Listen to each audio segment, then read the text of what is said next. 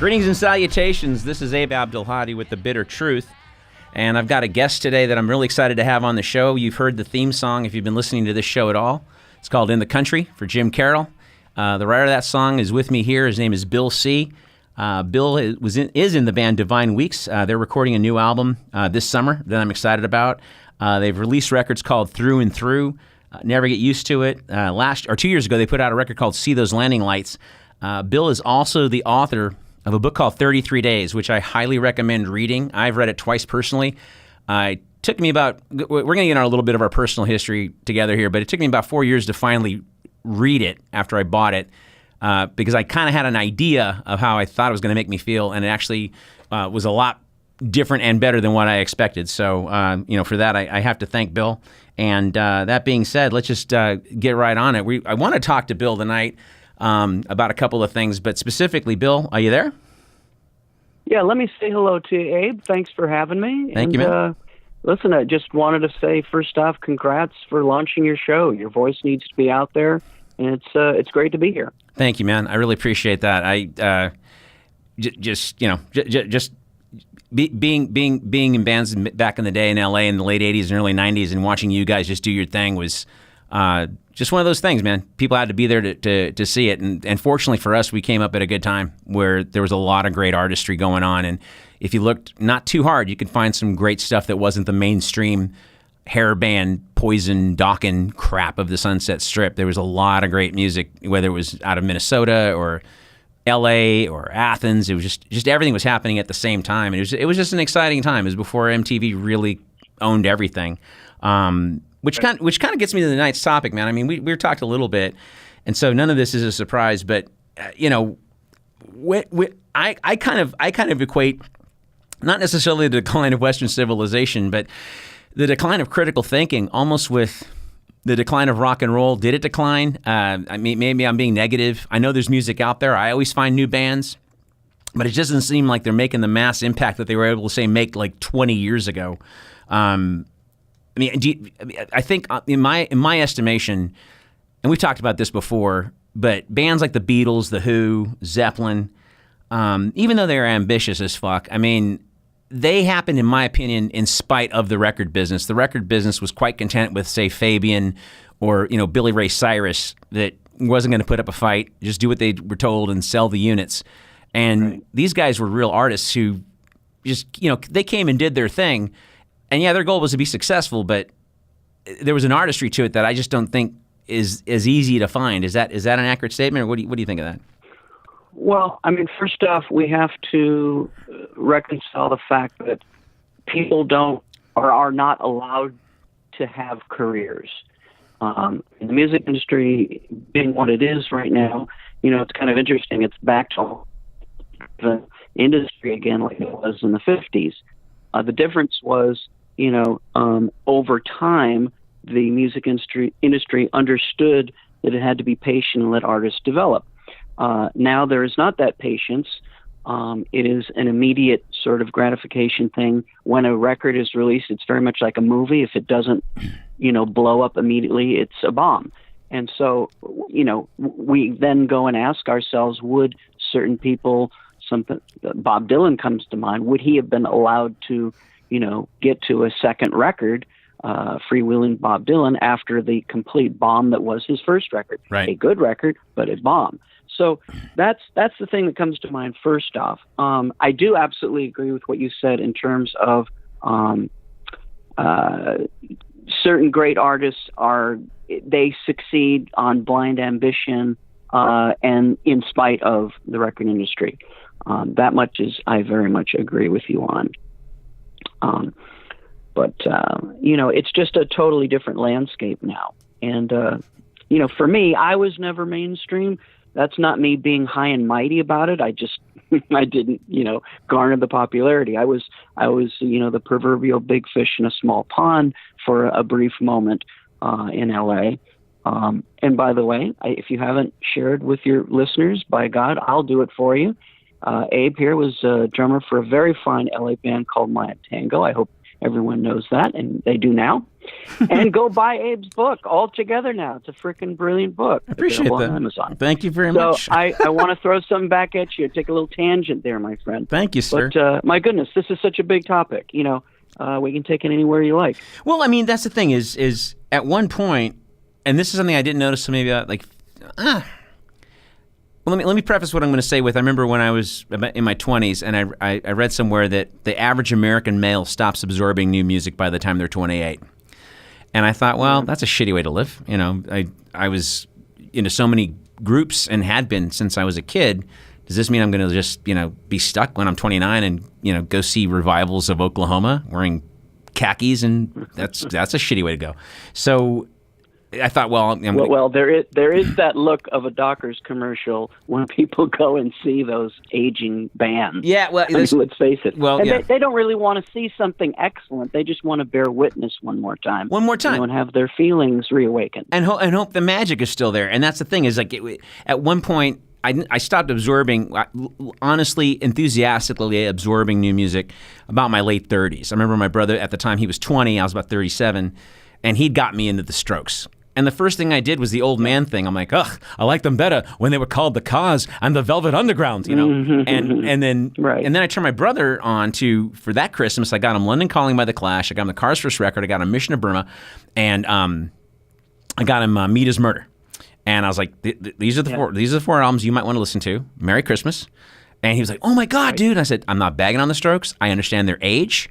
I understand that they were listening to their father's records, which are unfortunately guys about my age or older. I understand that. But at one point, it stopped becoming an actual music of, say, revolt, and just sort of became a soundtrack to our lives. It's not like the 60s and the 70s compared to, say, now. And we've got a lot to protest now, but it just seemed like the music was a part of that activism. I mean, what do you... Well, it was, but I think we were talking recently about the fact that, for me, I think it's not that there is not activism in music. It's just we're never going to see the type of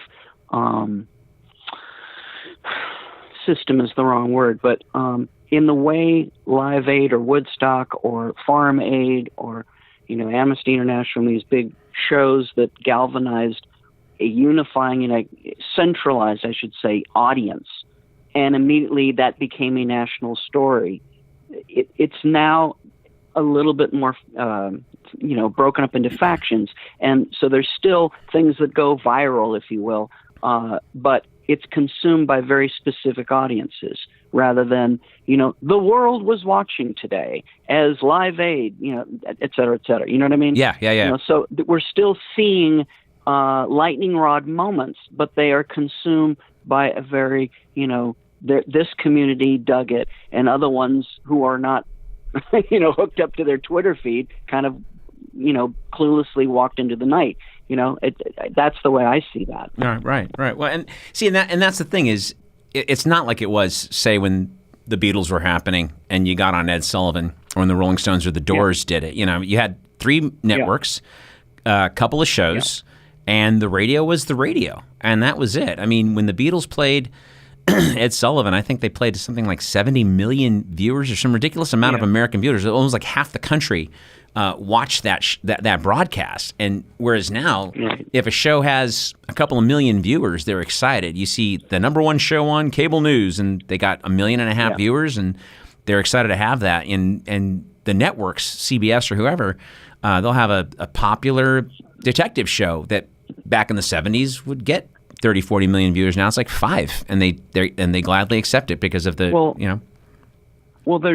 you can still, let's say, find a YouTube clip that has 87 million views, but it's not in one setting. Mm-hmm. It's over the course of maybe years. Mm-hmm. And that actually is a very big deal because, again, back to why am I on Live Aid right now? But, it just comes to mind. Please. Live Aid, 100 billion people are watching in a moment. And so the water cooler discussion of the next day, everybody's talking about it. Now, there's a part of us that say, oh, this is blowing up, and everyone's talking about it, but it's really not. It's something that grows over the course of, what time or its media cycle or whatever it is. Right. But that actually is a big deal. And when you bring up, the fact that, there's only three major channels or whatever, I would go into, we were talking about critical thinking, and, I, who grew up in the 70s and 80s, it was Walter Cronkite, 6 o'clock, everyone was watching. There's your primary source of the day's events. And now, although there's an infinite amount of portals of news streams, so much of what we call journalism is cut and pasted or retweeted or reshared, and with not a scintilla of fact checking or any standard of care that once was the hallmark of true journalism. Everything is so immediate, and it's this perverse mad dash to be first in reporting something. And, so it just goes in this whole thing of just like what's happened to, the art of research, this idea of, I want to dive deeper into a topic. You used to go to the library, you go through microfiche, and it was laborious, but it felt like something noble, like you're being your own investigative reporter. Yeah. And, now every day with a Twitter feed, someone's a journalist or, and everything is now about debunking one report, so your narrative can make sense for you and your little community that thinks like you. And it's a very litigious way to live, mitigating and casting doubt. And to me, that's not critical thinking. That's the death of true discourse. And I don't know, I'm off on a tangent. No. It's well, I'll give you an example. I'll give you an example. So today I was talking to a buddy of mine, one of my colleagues in California for my day job. And I've known him a long time, good guy, and one of the few guys that walks his talk. I mean, he's a pretty religious guy, and but a good soul, and doesn't screw anybody. Always tries to do the right thing, and he's just a good person. I don't know if he needs the religion to be a good person, but it just so happened to turn out that way, and he is. Yeah. So we're just chit chatting, and I'm always worried when we get in a chit chat because I don't want to talk about religion because it doesn't get contentious, but I can tell he gets his feelings hurt.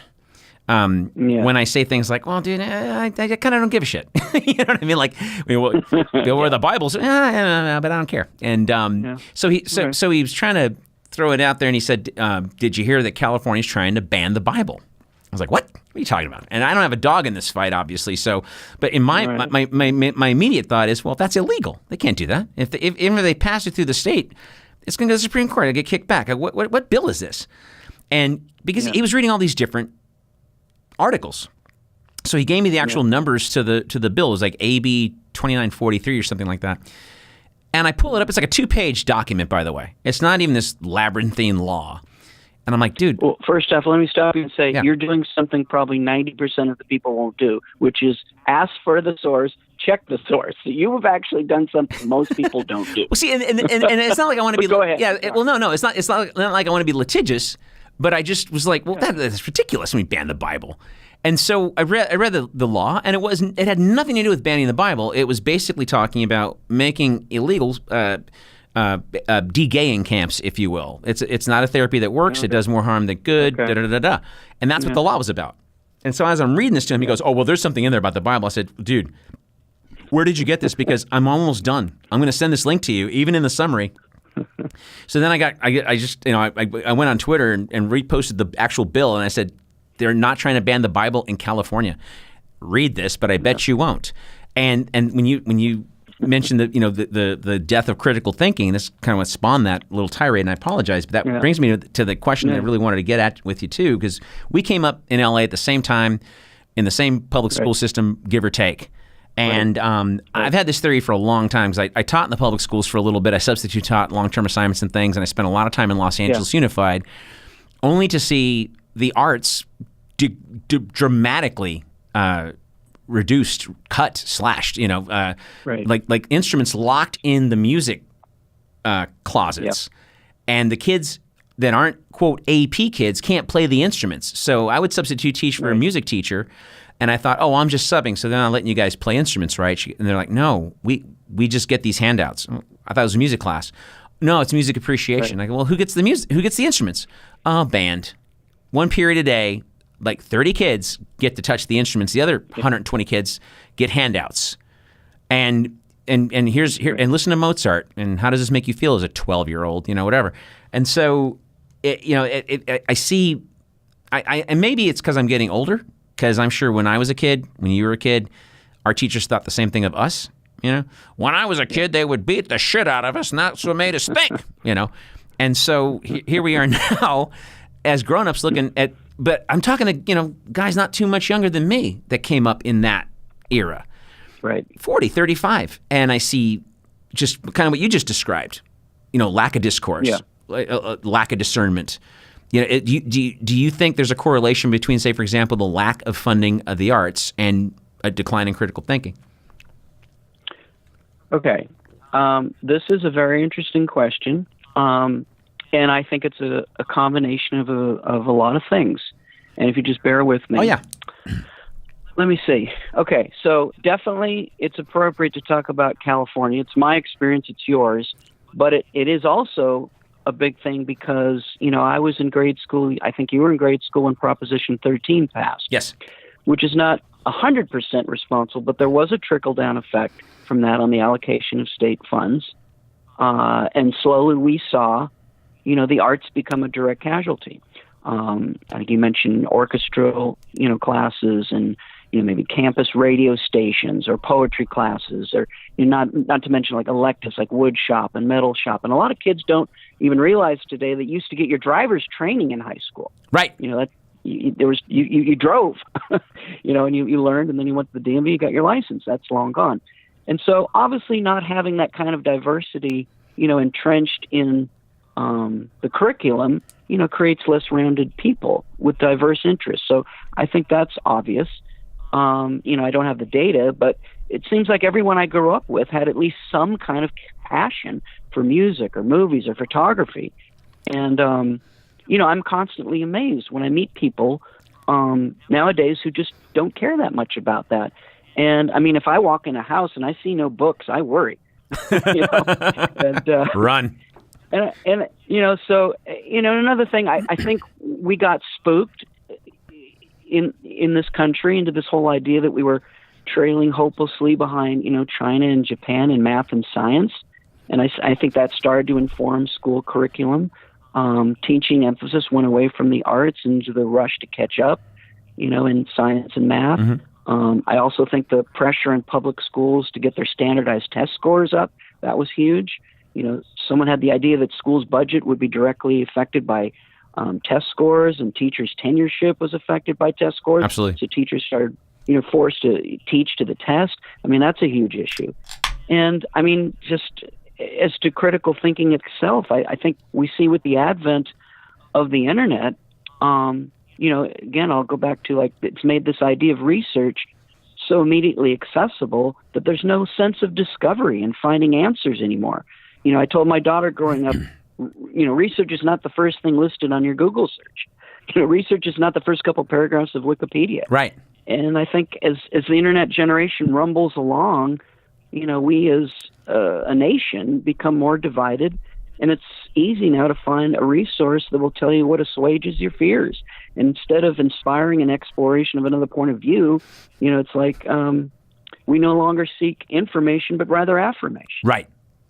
Right. And it's funny you say that because I remember over the weekend I was just sometimes I'm getting ADHD as I get older, so I'll look at scenes of a movie because I don't feel like watching the whole movie again. And I was just going back and forth on YouTube with scenes of Good Will Hunting. Excuse me. Yeah. And one of my favorite scenes is the bar scene where Ben Affleck was trying to pick up on the Minnie Driver character at first, and he's failing spectacularly. And then this ponytailed douchebag Abercrombie and Fitch clone guy just starts hassling him, because it's clear that he didn't go to Harvard. You know what I mean? And And by the way, as a side note, I when I saw that movie or that scene again, it dawned on me, we have a high divorce rate in this country because there are many women who marry men who tuck their sweaters into their pants. We must think about that.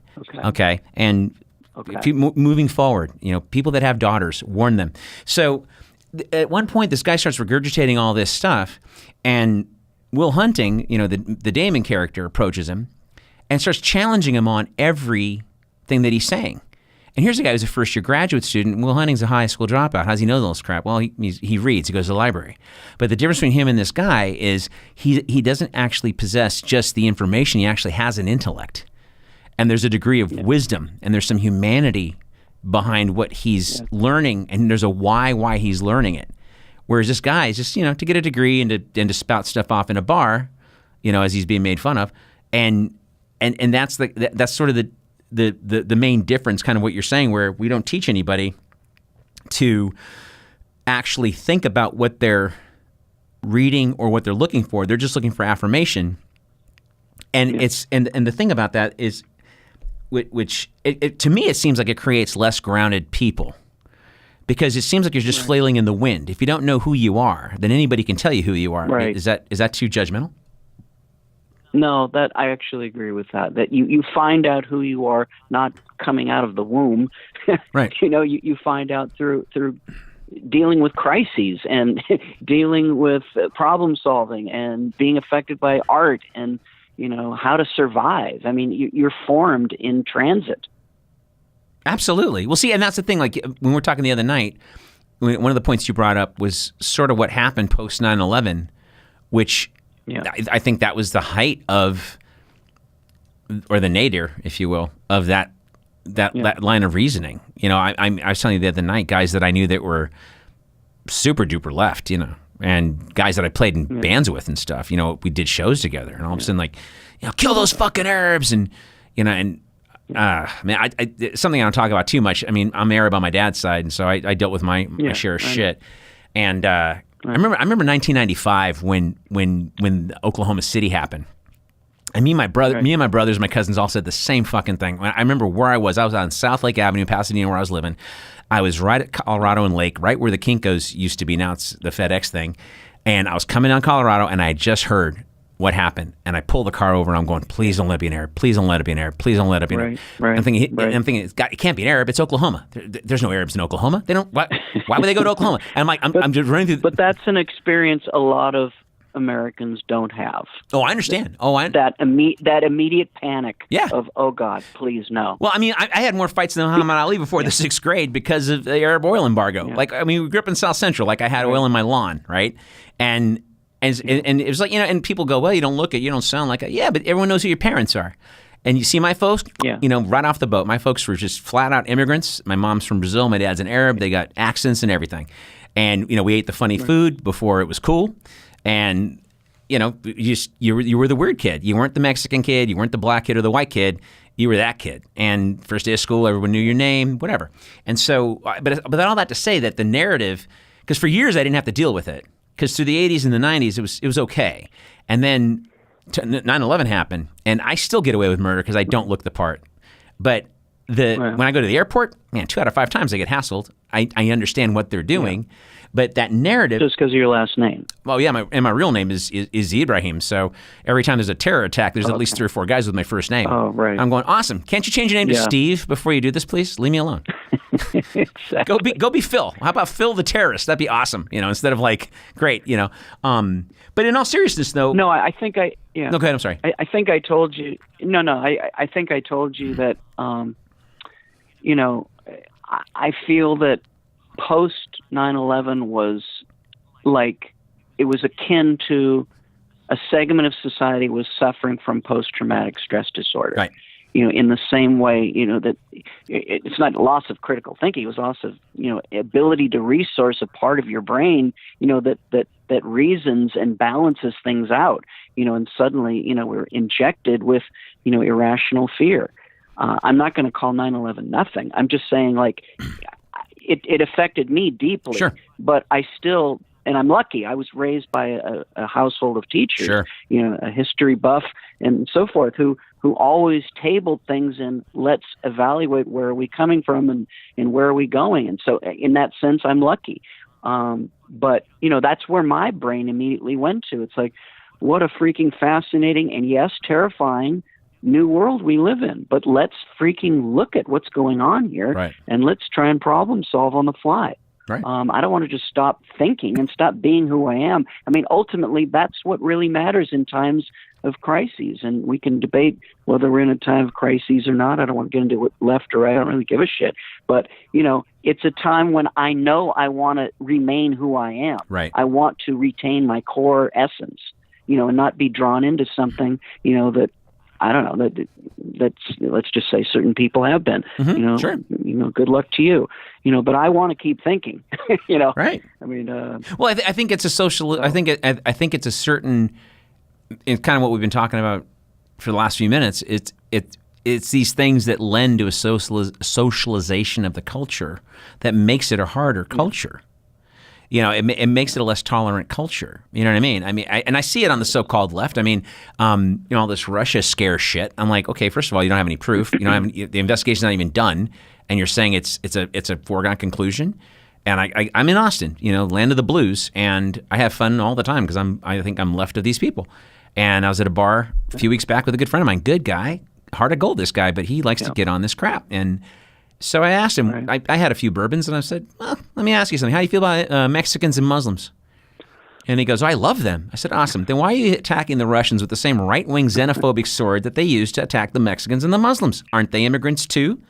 And I'm sorry, I don't know if you noticed, but there's a McDonald's in Moscow now. So where are you getting all this Red Scare McCarthy shit? And you're saber-rattling a nuclear power. I don't care if you're on the right side or the left side or the religious side. You're a fucking idiot. If your foreign policy involves let's shake the cage of people that actually have nukes. That never makes sense. What's wrong with détente? What's wrong with talking to your enemy? What's wrong with going to the table and saying, "Hey, man, we seem to have a problem here. let's see what we can do." And that discourse has been eroding dramatically, especially since 9/11. But I say there's a good run up for a good maybe 5 or 10 years before that, when we've seen the advent of and maybe it's like you said, a lot of it too. It can't just be one thing. Teaching to the test, for example, when you're not teaching, right? I don't want to say wisdom because that sounds so elitist, but when you're teaching to the test, you're teaching regurgitation. You're not teaching intellect. You're not teaching how does this affect you. I love listening to a grad student or someone who's had a higher education tell me what they think, but it's based on their studies. They're not just regurgitating, well, what Freud said was. I don't give a shit what Freud said. What do you think about that? Right. Tell me about that. Tell me about what you think of it. What have you found that to be? Where have you found that to be true? You know what I mean? Let me ask you one thing. Do you think, as a society, as we go off into our little safe havens in our divisive ways, do you think we've become gun shy, though?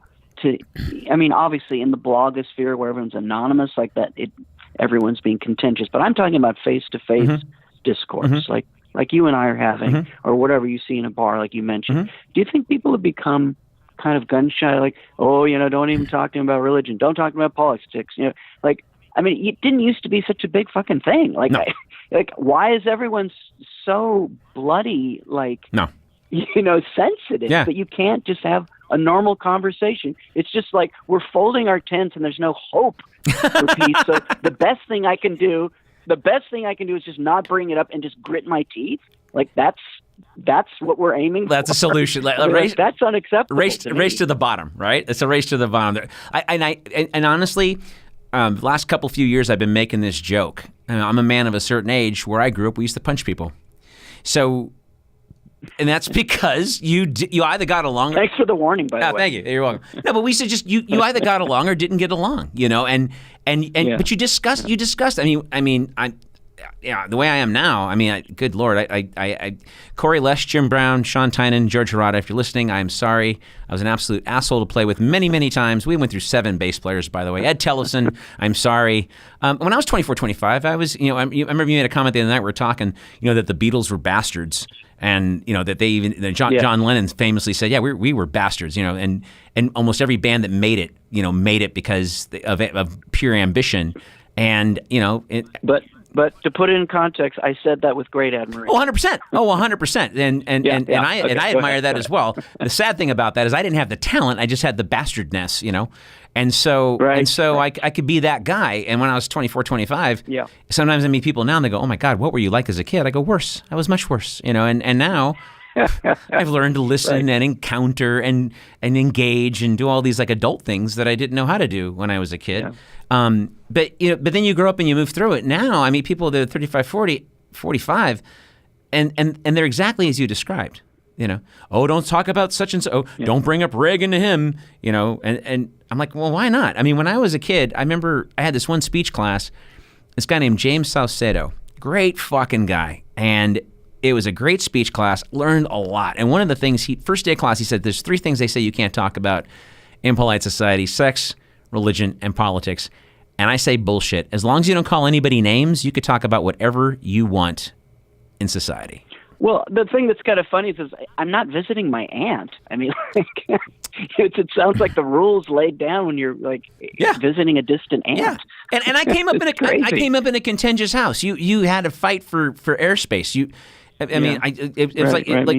had you had seconds before my dad was going to hit me to explain myself fast for it to make sense, to just to cool him out. For if I got 10 more seconds, I could be spared. And so, that is, everything else is child's play comparatively. And so when people get, in this space now, like you said, and I think it's easy because we've gotten flabby. I think we've gotten intellectually flabby. Like you said, people are in the blogosphere, right? They tap on the keyboard. They say what they want. And then there's no consequence. They go back, they fart about, they watch the playoffs, and they go back on their phone. I can't believe you said that.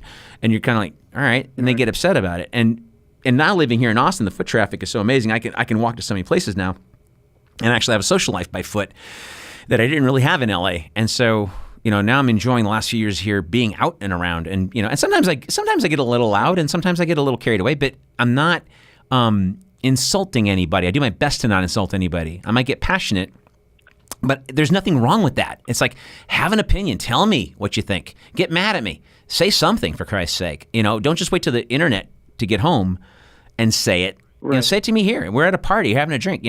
Oh, don't talk about politics. Why? I might learn something. Well, I learn something every time. We're having a good talk here. We don't agree on 100% politically, but I know you are a good study. And you're quick wit, and I respect the hell out of you.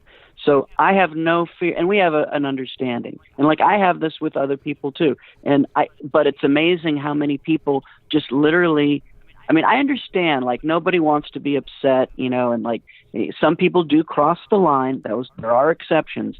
But, if you come with a good take, as they say, well studied, you know what you're saying, and there's respect, there's no reason you can't talk about 100%. Anything. Just have respect. That's all.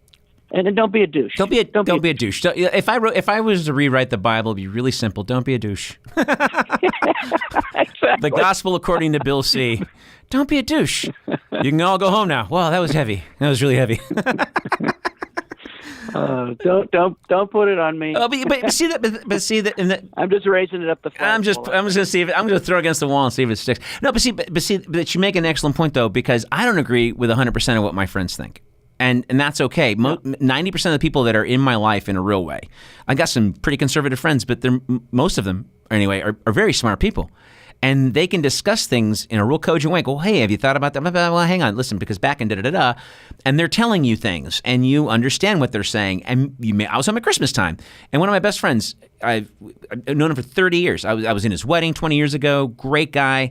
Used to run around with us back in the day in the band days and all that stuff. And I was in a band with him after Mayan Tango. And great guy, but pretty conservative guy. And we knock heads on about maybe half the stuff that we don't agree on. The other half we do. But it's never disrespectful or stupid or just, pointlessly mean. You know what I mean? We just discuss it, and if you don't get along on it or don't agree on it, it doesn't mean you're going to have a knockdown drag out. It just means you don't agree on it. And sometimes it can get a little heated, but that doesn't mean you're not friends. And we've gotten into this bullshit safe space crap where, and the right does it too. I grew up in church. I almost became a minister. That's one of my dark secrets.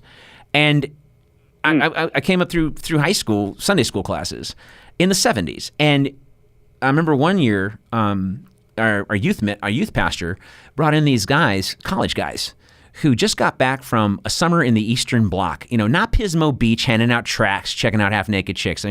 Smuggling Bibles into communist Eastern Bloc countries, which each Bible you got nailed for was a year in the pokey because it was pornography, according to the Russian government at that time. Yeah.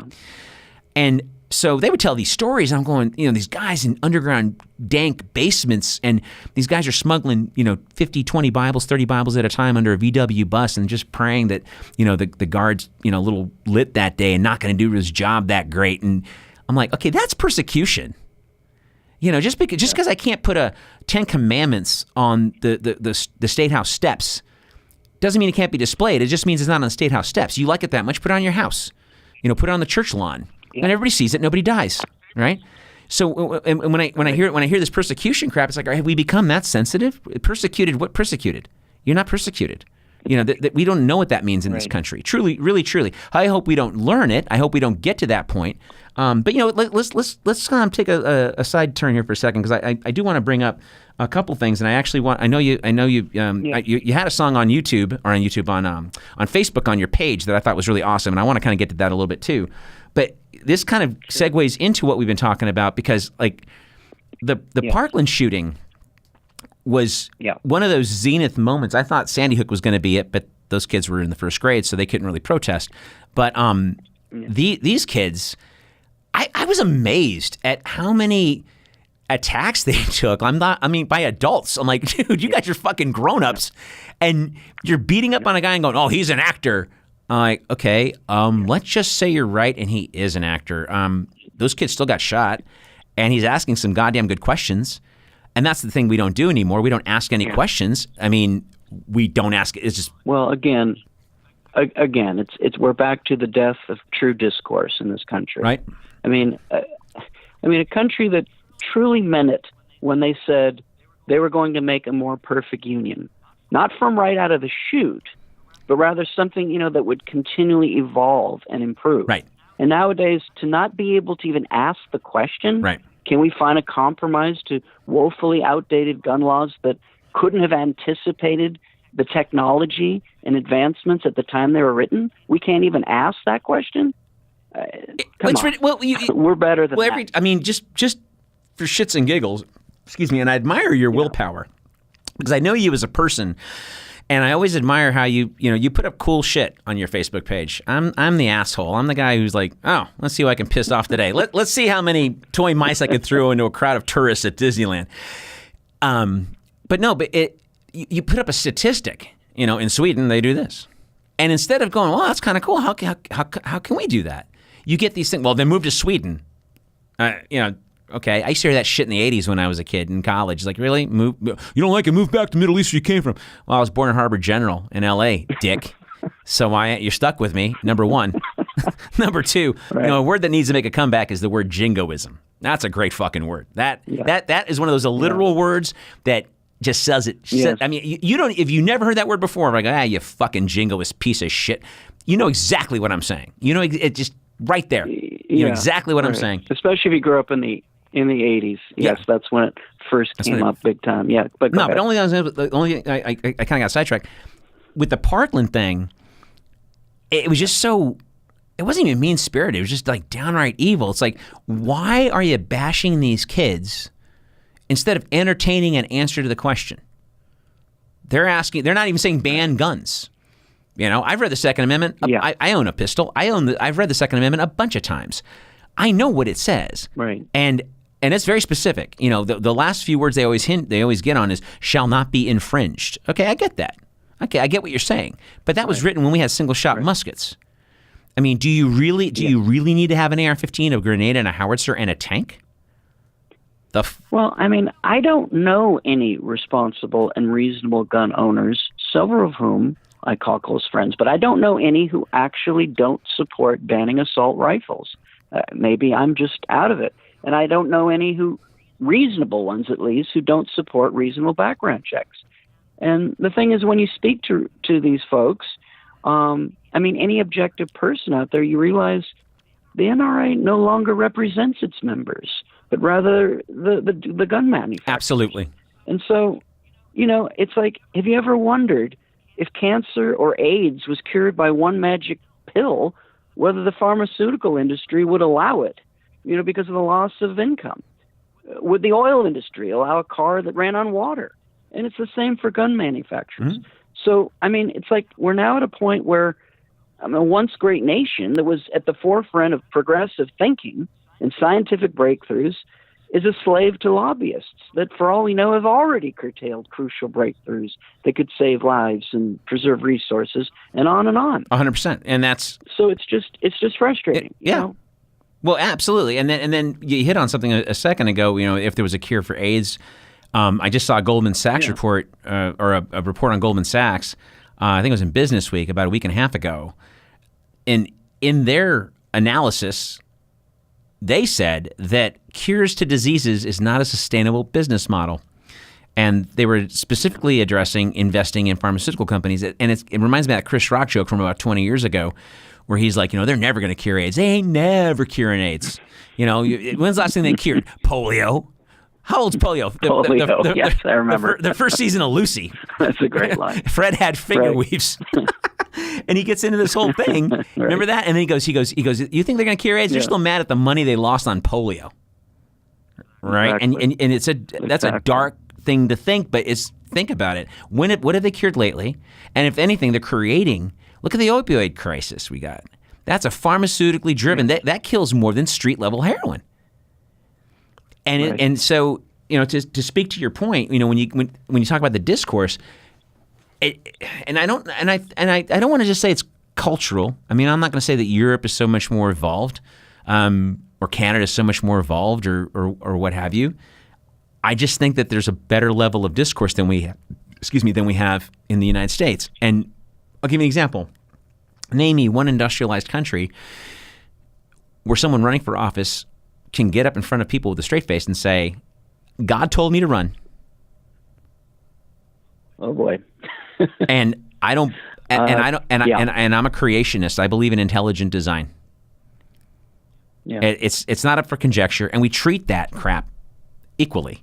It pisses me off. I'll see that on the news. I saw a comedian a few weeks back, and he had this great joke about that. He said they treat creation and science the same, and they get the two people to debate it, and they go, "Well, I guess the jury's out." No, the jury's not out. Dodgers beat the Yankees the other night. It's not up for discussion. The Dodgers did beat the Yankees. It was 4-3. Right. That was it. There's no discussion. And it's that same kind of thing. I mean, but let me ask you, kind of getting back to the Parkland issue here. Where do you see that? Where do you see this going? I mean, these kids are on a roll. The momentum is still. It's a little dim because the media is getting bored of it because they do that.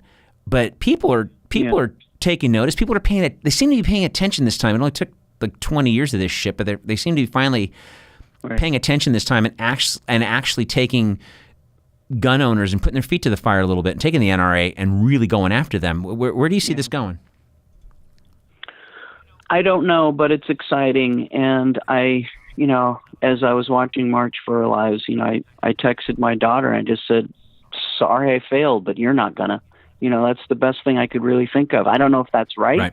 I just know that moment Emma Gonzales stood there for 6 minutes, that was this generation's I Have a Dream. And that may sound like hyperbole, but I'm telling you, I watched it and I went, holy shit, there is a moment. Yeah. That is some wise shit. And that would truly move me. I'm very sorry people found it in their hearts to be so cold and black-hearted and hateful. Yeah. I found it as pure as anything that can be. People can disagree with that. You can politicize it if you like. I just thought it was a tremendous moment. Just a great sense of relief came over me. Just that something that pure was flowing out. And I don't give a shit if it's funded or guided. I don't think it was started that way. Mm-hmm. And so if somebody wants to come in and help, then fuck it, man, whatever. But, they've got some pretty wise folks, in Emma Gonzales and David Hogue and Cameron Caskey.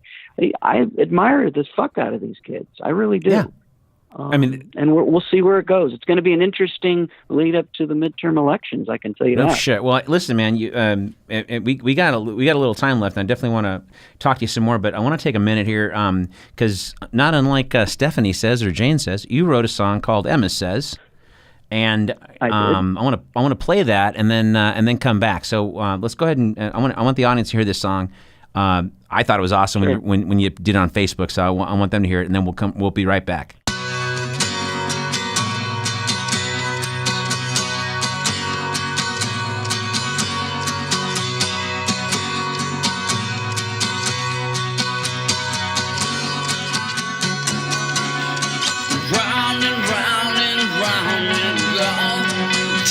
Stand up, boy,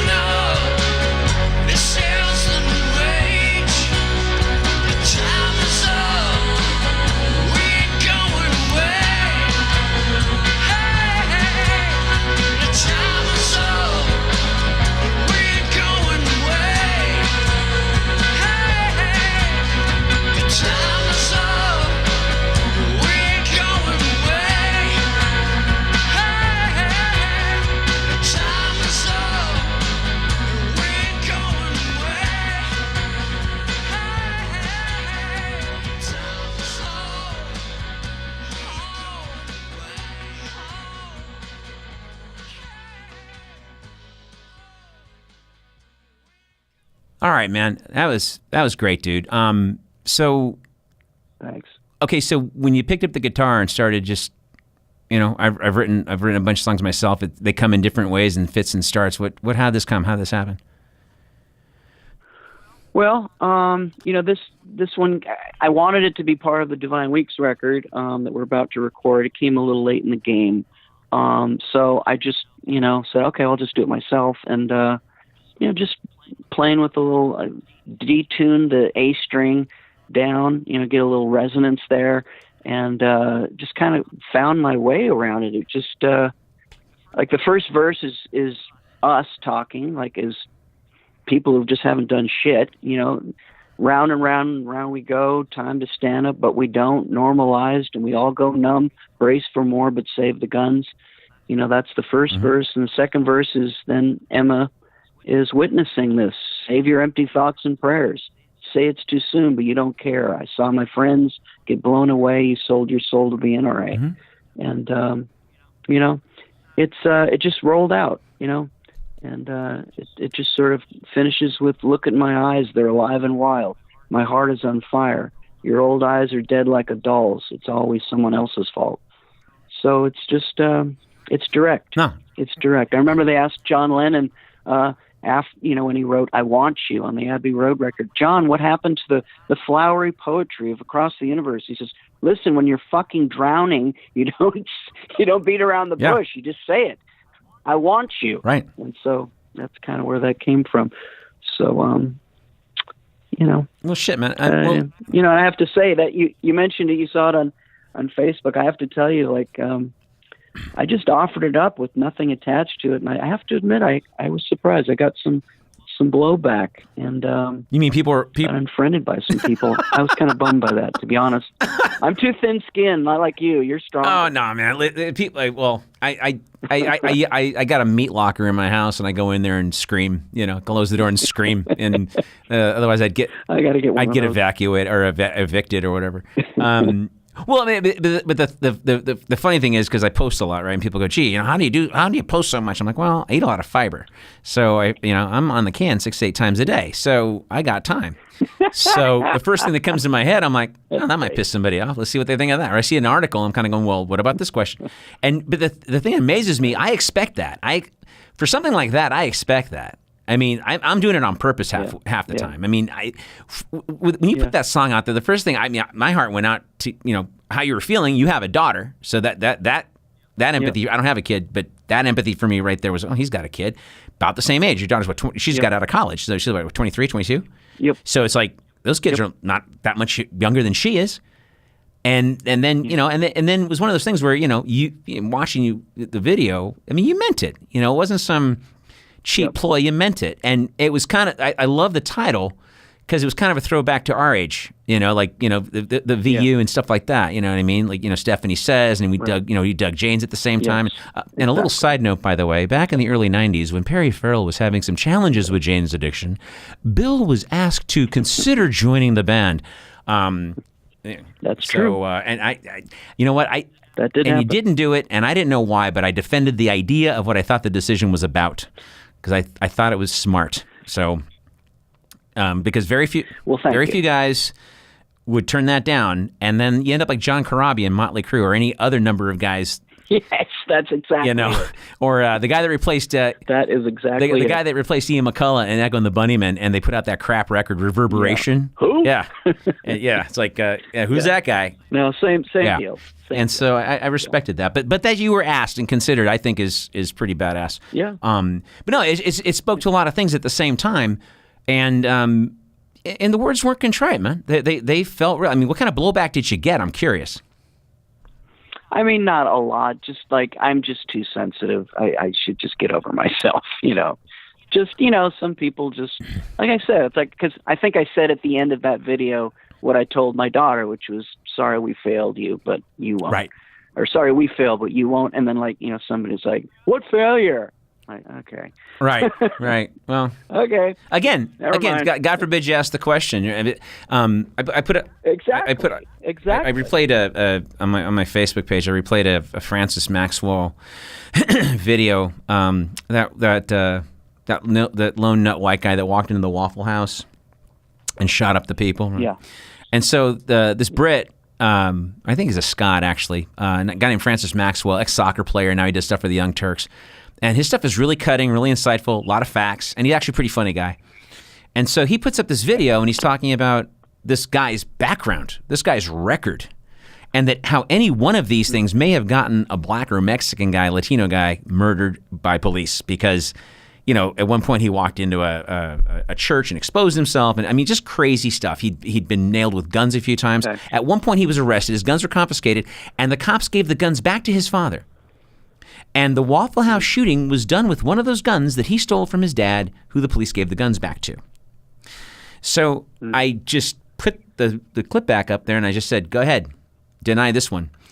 And some guy, a couple guys I went to high school with, just jumped all over it. Oh, that's conjecture. I'm tired of this white guilt blaming. I said, it's statistical. I go, the Cavs won tonight. That's not conjecture, and not to be debated. The Cavs won the other night. They did, and they're going to play again tomorrow. But it's that kind of thing where you're sitting there going, when do we stop? When do we get back? We've asked this a few times. When did we stop? The question is when do we get back? When is enough enough? We've got a game show host in the White House who ran against one of the most corrupt human beings to run in the oldest party in the United States. It was a race to the bottom. This voting for the lesser of two evils has gotten us what we got. When does the system erupt? Well, true. Like the other night. True. I mean, go ahead. You didn't like Trump, but did you see the other guys they sent up there? Yeah. The Wow. Christian jihadist. Forget the. I remember watching one of the debates when it was like 17 guys still, and Rand Paul at one point, because he was just too sensible and he didn't have any.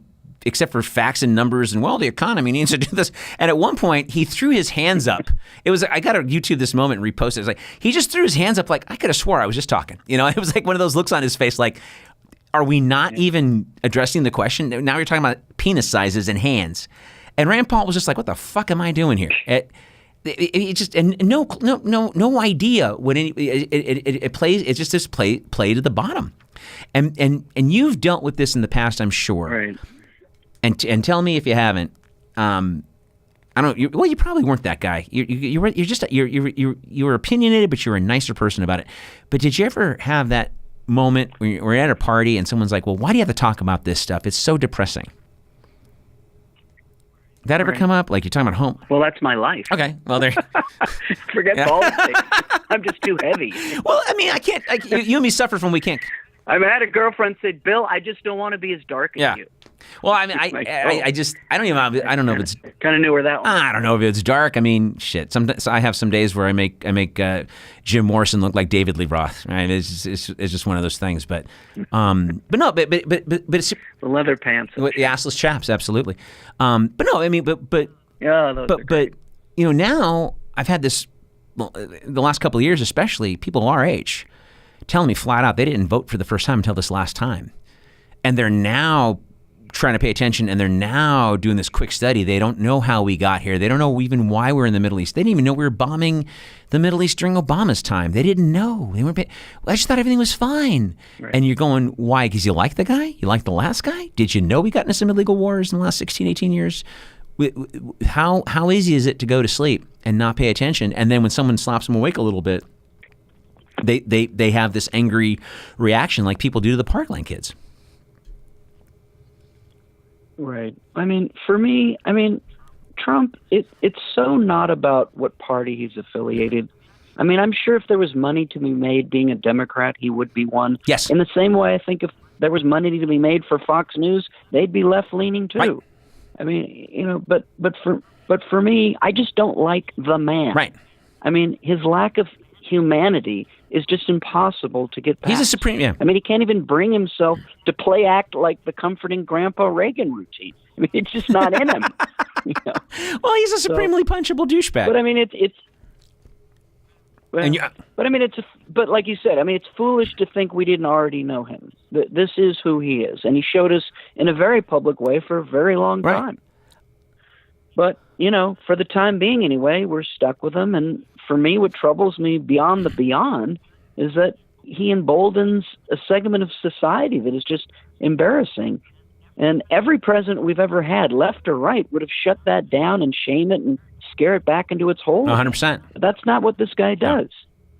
And, his silence is tacitly, I guess, sends this very clear message that racists and homophobics and anti-Muslims can rise up and roam freely. 100%. And if you want to politicize that, well, then call me what you will. But as MLK said, I'm choosing love because hatred is too great a burden to bear. Well, for what those people stand for, we already fought and died in a war. And this is the thing that frustrates me so much with all of this is it centers around, and it gets back to what you said a few times so eloquently tonight, is it gets back to an utter lack of discourse, which is it has an easy home in identity politics.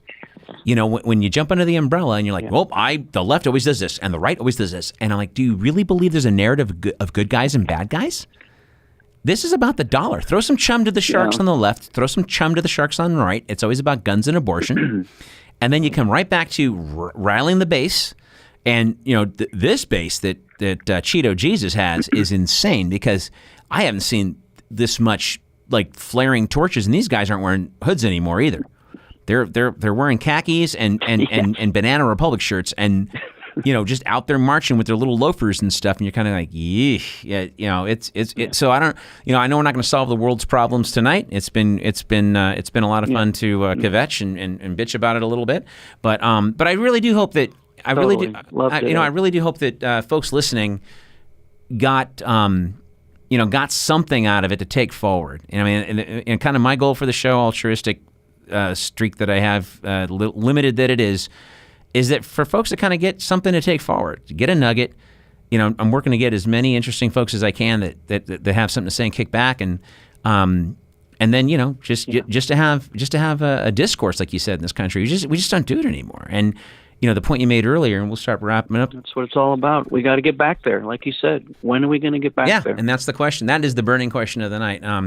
But on that note, folks, I'm going to start to wrap this up. And my guest tonight has been Bill C. His book is 33 Days. I highly recommend a read. And anyone listening who does make movies, it's better than Almost Famous because it happened.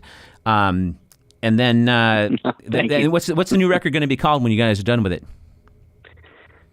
The new Divine Weeks record is due in the fall, and it's going to be called We're All We Have. And just as a really quick parting shot, I saw these guys perform a couple years back at a little place called Fado Do in Los Angeles. I specifically flew out there and rounded up some of my crew. The place was packed out. It was an album release party for See Those Landing Lights, and man, these guys have brought it. And it's sad that you guys don't tour because that show, I was buzzing on that show for 6 months. No kidding. It was awesome when I went to go talk to you brief because you're hanging out and everyone's like mobbing you, but you were wearing a t-shirt, a shirt, and an army jacket, and the sweat was coming through the army jacket, and I'm like, if this isn't rock and roll, then nothing is. Anyway, there you go, folks. If this stuff makes you uncomfortable, it's supposed to. Sleep tight. Appreciate it, man.